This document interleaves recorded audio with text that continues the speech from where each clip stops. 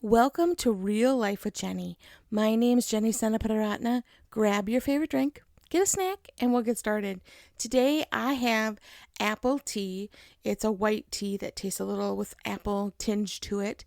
And afterwards, I am having a carameled apple because I decided that would be a little too messy as I was doing my podcast. So let's get real. You know that I am a book reader and that I love reading. And I have mentioned that I came to this quite late in my life. My first book that I ever listened to all the way through was The Hobbit. Someone gave it to me on audio tape, and I remember just sitting there and soaking it up, and I was so enthralled by the creativity of this book. I was like, I want more of this. And then I realized that there's a world out there of like creative geniuses writing books. It was amazing. And a lot of them are on audio. And when you are someone that struggles with reading, which I do, it has been such a godsend for me. And I love books. But it wasn't until my 40s that I made it more of a priority. And that really had more to do with I need to do something to relax because I am not good at that. Maybe you are. Maybe you're like, I'm great at relaxing. I'm not. I am a pedal to the metal. Let's see how fast we can go. And I only stop when the engine stops. The check engine light's been on for a while, and I don't stop until it goes pow, pow, pow, pow. There's my car sound effect. Do you like that? Anyway, so it was a very important thing for me to do to start slowing down and taking time to do something that I enjoyed. And so listening to books has become a way to make things that I don't necessarily enjoy become enjoyable. You know, I've already talked about that. I do that when I go shopping because I really am not a big shopper. It's not something I really enjoy. But if I have an audiobook in, I can do it. I love walking, but there are days that you're like, I just don't want to do this. But if you have a good book, you're like, I will go walking. And I know people do that with podcasts and different things like that. So I decided to kind of nerd it up a little bit and figure out my mysteries because I would love someday, and it's not happening anytime soon, to start a blog or a podcast that reviews books for Christians, because you can get into a series and things change quite quickly. And so I can never find a place that I can look up and see if a book that is a fiction book, especially, like you can get it for a lot of like the nonfiction books. But for a fiction book, I kind of want to know how often they swear. Like that really makes or breaks a book. How often that they're physical with one another, or if there's love triangles. Like I really like to know those kind of things, and there's not a lot of places out there that really talk about that. So I thought that would be really fun. So I started like comprising a list of all of the mysteries that I've read or listened to in my adult life, since I'd never read a full book before I turned 20. So, except for the one that let me pass high school. Anyway, I got a little distracted there. And I realized I've been through 56 different mystery series. That is a lot of series of books. And I realized I really love the genre. It is something that I really enjoy, and it is the whole gamut of very, very cozy mysteries to semi-cozy to a little bit, they're just a mystery and I wish they were more cozy. Although I don't go a lot further than that because I am a scaredy pants. Let's just be honest. So I don't do anything that has a lot of gore. It's just not something I'm comfortable with because like I said, am a scaredy pants. So I was going through and I put all these things together and I put the name of the series, the author, and how many they have, and I might share that with you. We haven't decided yet, but if you belong to one of my social medias, it will probably be there. So I'm going through this, and I then really have always wanted an all of my life, really, since I started reading, to have a book club.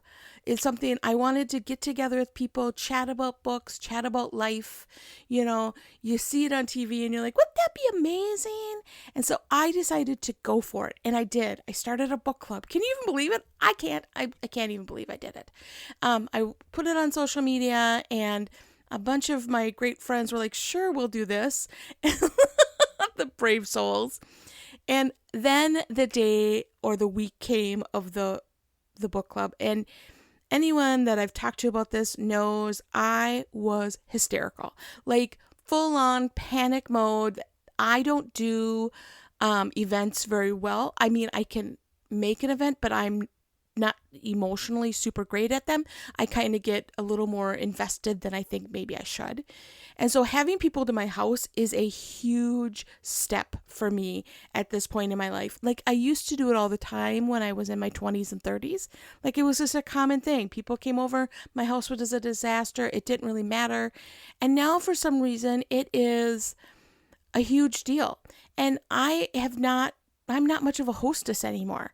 I realized like the day before that I had no glassware in my home. Like, no glassware at all to put like lemonade or water in. I have coffee mugs and travel mugs. That's all we have, because I don't believe in having things you don't use. And I don't like how glassware cleans in the dishwasher, and I'm not going to hand wash them because you know me, this is not going to happen. So I got rid of all of my dishware, all of my glassware, and I have none of it. My mom would be horrified because she's got more glassware than anyone I know. But I got rid of it all. And so I'm like, now I'm having a bunch of ladies over for a book club, and I have nothing to put drinks in. How embarrassing is this? Like, And so I went to Walmart. Honestly, I went to Walmart and I'm walking around and I'm like, do I buy glassware? They're $1.50 a piece. Should I just buy a bunch? And then I'm like, okay, wait a minute. Calm down, Jenny. Me spending money. Is this a good idea? And I decided not to. I decided not to spend the money and to let them come to my house, and I'm going to serve them lemonade in a coffee mug. Like, oh, Jenny, it's like I'm, back in my 20s. Here we go. And then it was the day of, and I was just, to say it lightly, a little panicked.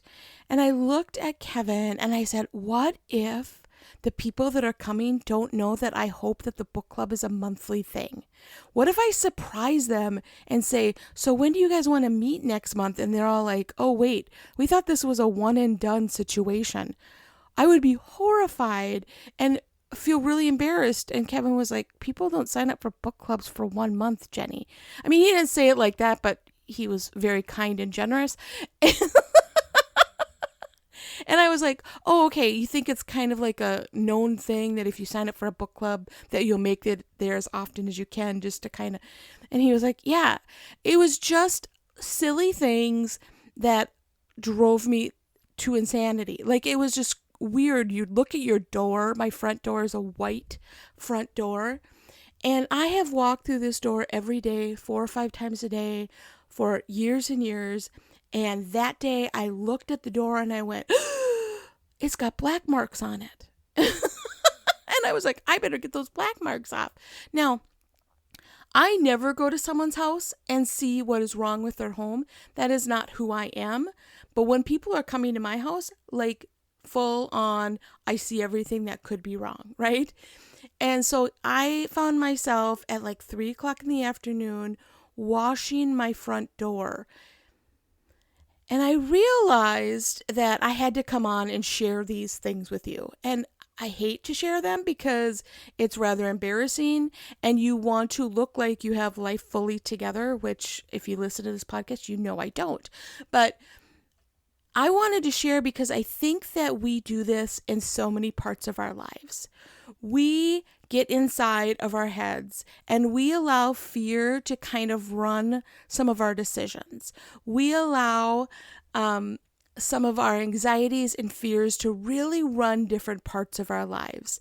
And it would have been very easy for me to spend $10 to $15 to impress people that I had glassware that honestly not even sure anybody would have used anyway. Because we ended up all drinking tea, which was great because I love tea, right? But I could have spent that money, which would have been perfectly fine, to quelch a fear and anxiety that I had, or I could understand that people are going to accept me for who I am. And if I would have had to serve someone lemonade in a mug, they would not have been horrified and gone, I'm never coming back here again. Jenny's a lunatic. Like, that's just not how we work. But in our brain, that's how it works. And so I just wanted to encourage you today. I wanted to encourage you to think about what fears and anxiety have held you back from. What things they are holding you back from doing that you've always wanted to do. I've always wanted to get a group of people together to talk about books, that love books, and just enjoy one another's company and build deeper friendships. And I did it.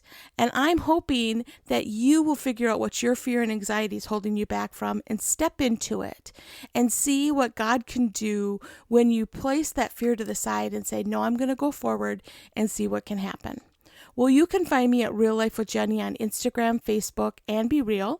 You can also find me at christconnection.cc/Jen. Like I've said before, I am booking some Christmas teas now. If you want to get something on the books, let me know. Go to christconnection.cc/Jen and let us put those fears to the side. They're not going to fully go away, right? They are not going to go away on their own. You have to face them and move forward. I did not call off the book club 5 minutes beforehand, and I really wanted to. I really was like, maybe I have a cold. Like, maybe I'm just not feeling great.